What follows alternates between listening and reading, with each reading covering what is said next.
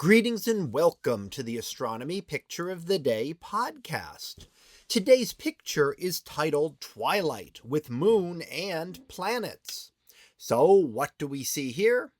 Well, here we see the twilight sky, and looking off in the distance, we see a number of things up in the sky, and we've got them labeled here to help identify them a little bit more. Unlabeled toward the center of the image is our moon, and this was a very thin crescent moon, and this is what is known as the waxing crescent. So shortly after full moon, the right-hand side here of the moon will be illuminated and will grow larger each day, more and more of the moon being illuminated, until in a little less than 2 weeks we will reach full moon again, when the moon will be fully illuminated. Now, if you look carefully, you can see that there is more of the moon there than just the crescent. And that is because some of the moon, even the part that is not being directly illuminated by our sun, does shine by what is known as earth shine. And that is light that has come from the sun, bounced off Earth to the moon, and then back to Earth again. So it's much fainter than the direct sunlight, which fully illuminates the moon, but it still does illuminate it. Now, it's often visible, especially during the crescent phases like this, because the rest of the moon isn't as overwhelmingly bright as it would be as you get to a fuller phase, or even toward a quarter phase. It would be much harder to see this effect. Now, the other things we see in the sky are several planets, and there are actually 3 planets in the sky here. Venus, very close to the horizon there, has just made the journey from the morning star into the evening sky. So it will now be visible in the evening for most of this year. And in fact, through into summer, it'll start being very prominent, very high in the sky after sunset, at about its highest peak that it will reach.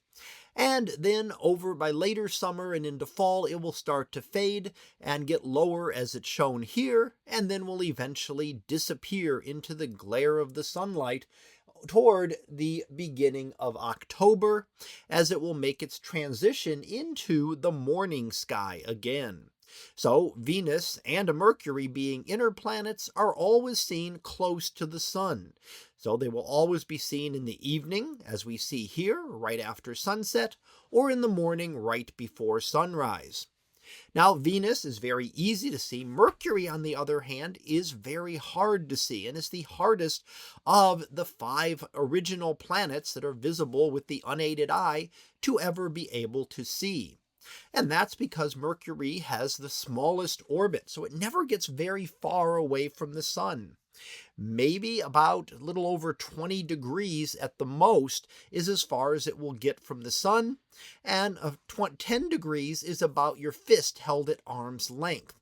So 2 fists on top of one another, put 1 fist on the horizon. That's about how high Mercury gets.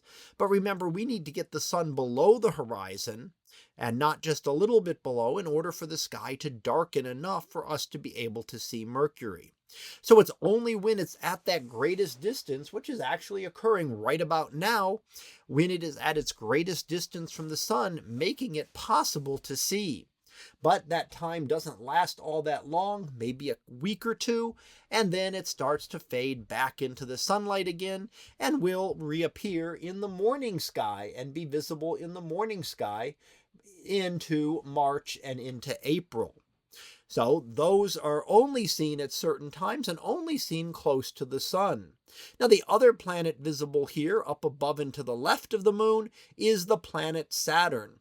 Saturn, the great ringed planet, and is the most distant of the 5 planets visible to the unaided eye.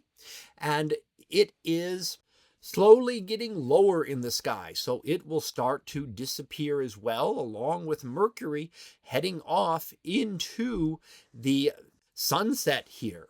So we'll be able to see it over the next month or so, and it will slowly disappear by the end of March, and will, like the others, reappear in the morning sky.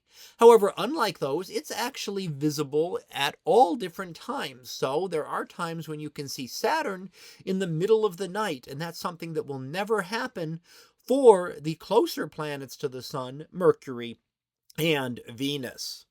So that was our picture of the day, titled Twilight with Moon and Planets.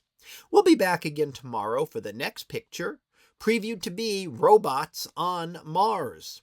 So we'll see what that is about tomorrow. And until then, have a great day, everyone, and I will see you in class.